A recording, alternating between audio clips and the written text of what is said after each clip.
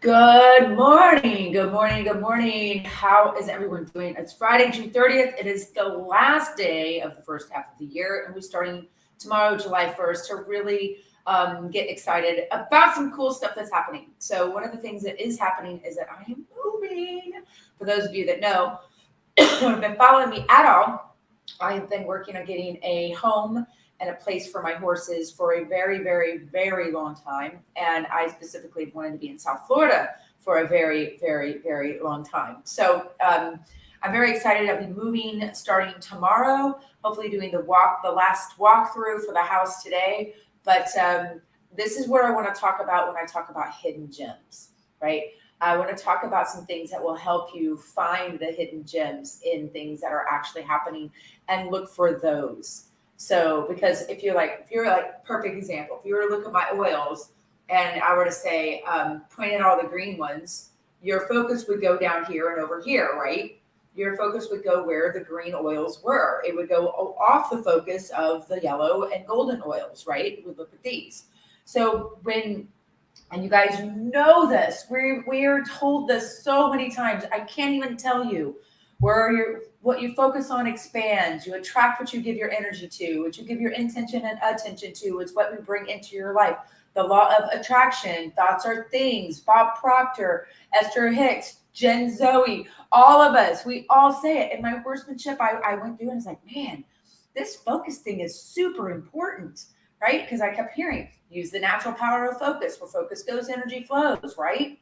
Focus, feel, time, and balance is the key to a strong relationship with your horse.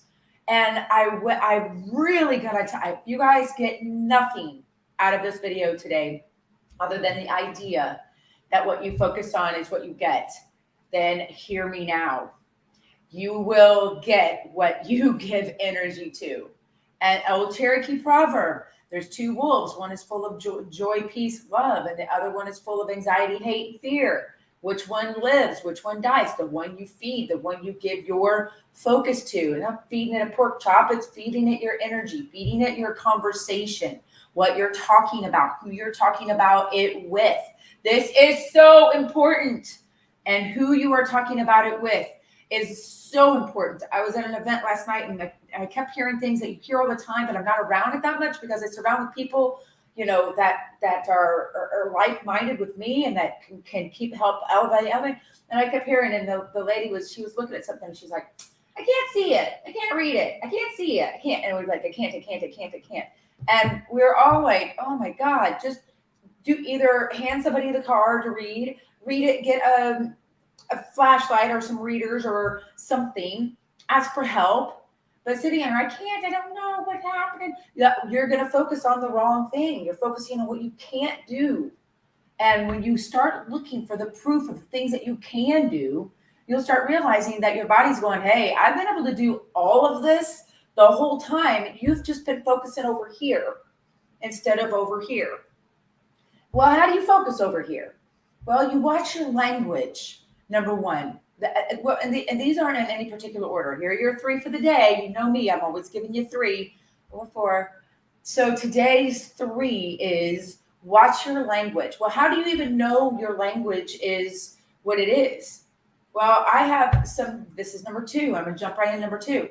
I have some good friends. And they are in a place where they understand when that language comes up. Right now, this lady that was having trouble reading the card, no, nothing wrong with it. It was a simple little thing, but that tends to be what we get sort of caught up in. We get caught up in this complaining crucible, and then you complain, and then it kind of complains, and then more complaints show up, and then law of attraction kicks in pretty quick in about like less than a minute, and then we're all starting to like talk about this and that, and then it just turns into this chitter chatter fest where you're focusing on the wrong thing, and 5% on the solution, on the problem. Let's identify the problem. Look at the green oils. And let's go 95% on the solution. And the hidden gem that I'm getting ready to share with you guys, like this is such an important piece. So I'm going to tell you number three in just a second. So stay with me. So excuse me. I'm out with the horses. And I've had horses now for maybe a week, So this is back in 2005. And in 2005, I was in Kansas City. I was really miserable. I was in the house all the time. I really didn't have, I was never outside. But I was like trying to go to the gym. I was doing South Beach diet, and I was doing, what's that one? Body for Life. Remember that old thing with the, with the guy, like 12 weeks. I mean, it works. That like these really strict rules about diet. And I like an orange crush once in a while, right? So I didn't want to put myself in a position where I never could have an orange crush ever again, or an ice cold beer in an afternoon, or whatever it is, right? So, and I didn't even think about it. All I knew is that I wanted to go have some fun. So this is what I did. I got a horse. I got a horse. And what's cool about this is that you don't have to have a horse in order to do what I'm saying, because it doesn't matter what it is. But I got this horse, and his name is Dante, and I still have him, and he's still one of the most amazing horses I've ever worked with, and most challenging I've ever worked with in my life. Out of the hundreds and hundreds of horses I've worked with, to this day, I've had maybe one other horse that rivals how much of a challenge he was. And so when I got him and I started playing with him, the first summer, I lost 23 pounds. And I was telling some people at the dinner last night, I was like, yeah, I lost 23 pounds at a summer. And they're like, how did you do that? I was like, I just played.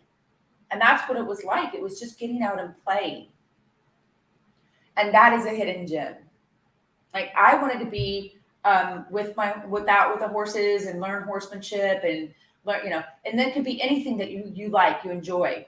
Skiing, dancing, surfing, anything. Doesn't matter, but that finding that something that you enjoy for the sake of enjoying it, and not for the sake of, well, I'm going to have great abs because I do this, because I wake surf, whatever it is, right? That can be that hidden gem, but it puts you in a place where you can focus on what you're wanting to have and not just what you don't want or how you don't want to feel. We all know we don't want pain and isolation and depression and anxiety. We all know we don't want those things, but we tend to put our focus over here and talk about those things and give energy to those things and pay attention to those things and like dust them off and put them back on the shelf like my beautiful oils, and then label them.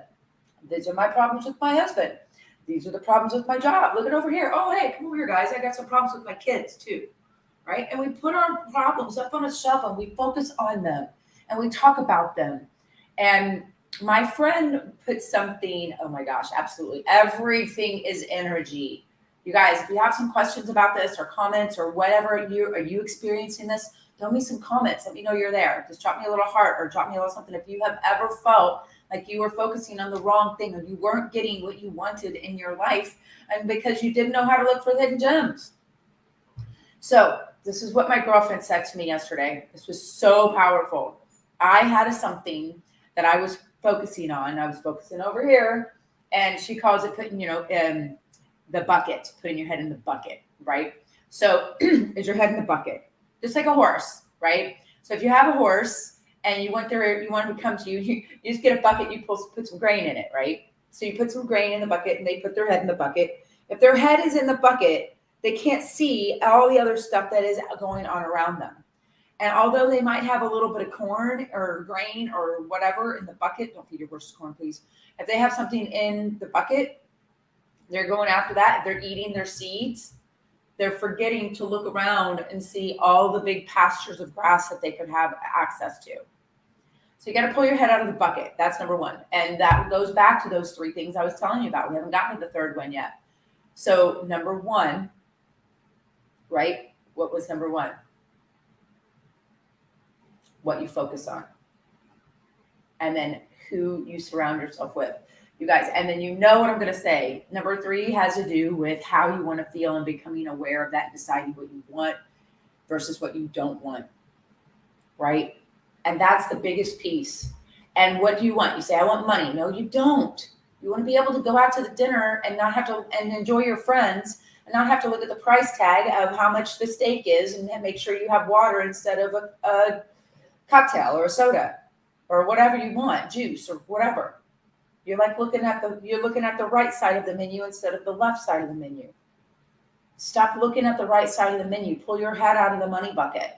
I love that. That's what she calls it. She calls it the money bucket. And you're focusing on what you want, you can start asking yourself quality questions about how to get it and putting yourself in a vibrational alignment to receive it. So a lot of people are like, what do you guys do? What do you do with the horses? Is it like horse therapy? Like, no, it's this stuff, you guys. Yes, you can do anything if you have the right mindset. Anything is possible with the right belief system and self that will change your life. It will change your life. And the third piece of this, once you learn what to focus on, have a good support system that will help smack you around when you need it, because sometimes we need to smack ourselves around a little. And I don't mean to beat yourself up, but to just be like, hey, over here, right? And that's what I do. So you get a little something that will help you. Sometimes they'll say, put a rubber band around your wrist or whatever. I don't like that. I don't like something that's going to cause me pain, which is where we go. This is where it dials into this is the big domino, right? I give you 3 things, and sometimes you're going big domino. The big domino is whatever it is that will help you stay aware of what you're doing should also be in alignment with something else that you enjoy. Let me give you an example. If I catch myself, that awareness, part 3, if I catch myself focusing on the wrong thing, right? I bring myself back over and I do something. Right now it's snapping my fingers twice because I do it so often. If I were to do anything else, that's all I do all day. My head was so far in that bucket. You guys ever get so far caught up into something that you can't see? You ever get, YouTube wrote a song about it. I'm stuck in a moment and I can't get out of it. I'm stuck in a bucket and I can't get out of it. I got my face in the bucket. I can't get out of it. I can't see what's on. Like, right, pull your head out of the bucket. Jenna, no, I need to have my head in the bucket. No, pull your head out of the bucket. Well, no, there's things in here I need to see. I need to pay attention to. Pull your head out of the bucket. It was so powerful when she said these things to me. I'm telling you. I pulled my head out of the bucket. I was like, Rrr. I go, oh my God, I got bucket all over I didn't even know. I didn't realize my head was in the bucket. And she's like, take a look around. And it was like walking through the doors at Willy Wonka, do. And it's like, oh my God, there's like all this abundance everywhere. And here I had my head in this little bucket, right? A bucket can only hold so much, but when you open it up, there's oceans of abundance around you.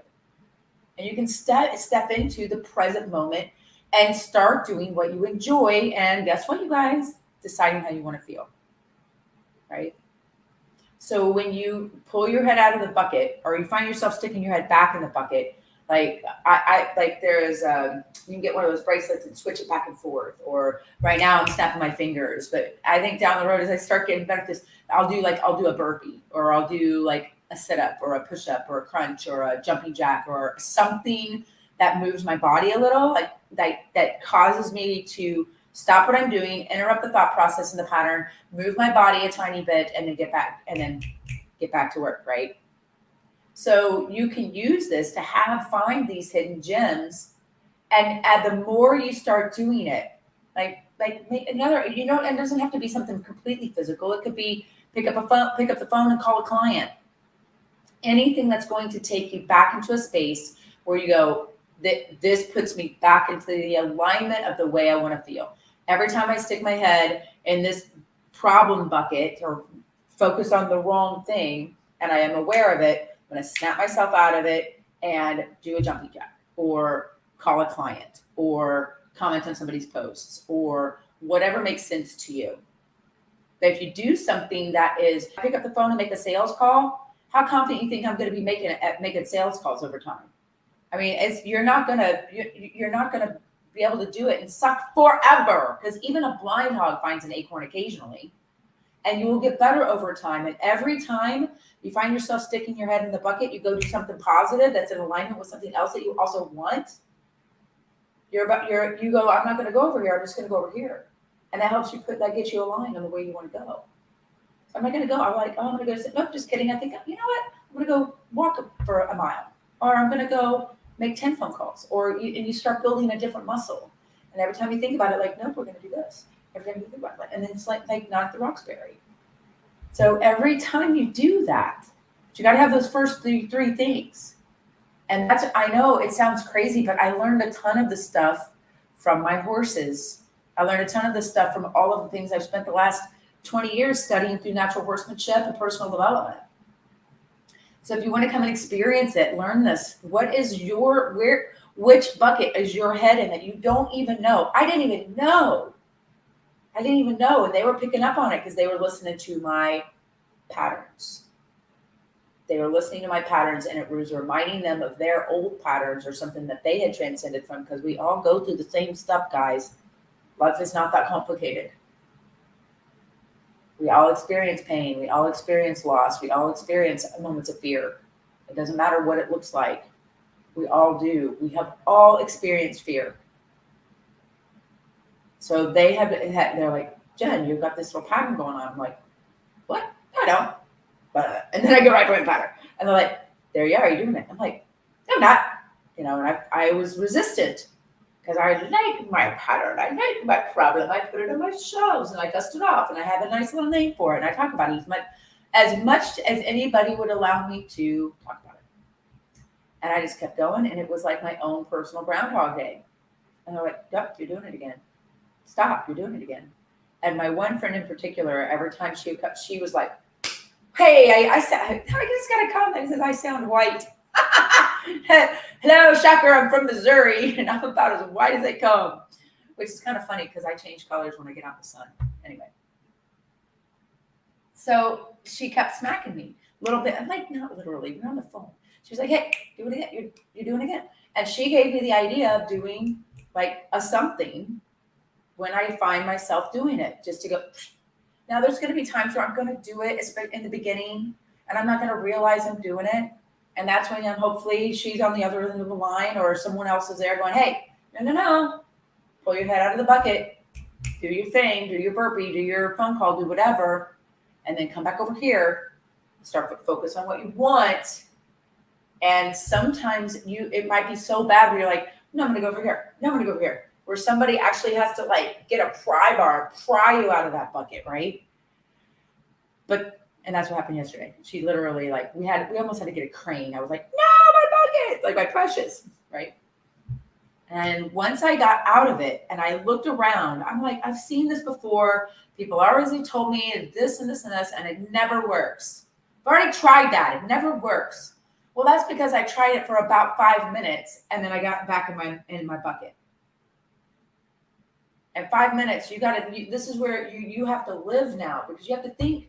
When you put in your head in the bucket, you're just creating your own reality of living in a bucket or a hole. But when you pull yourself out, you open yourself up to possibility and pure potentiality. And you go, hey, wait a second. I don't have to live like this. I can take my head out and look around and see how much there's all this around me. But the bucket, when you look in the bucket, you know what's in the bucket because you put that shit there. Even if it's a shitty bucket, you know what's in there. And you're like, I look in, I go, I know, I see it. I know, I see it. There it is, I see it. Yeah, I got it. And if it's money, then it's going down.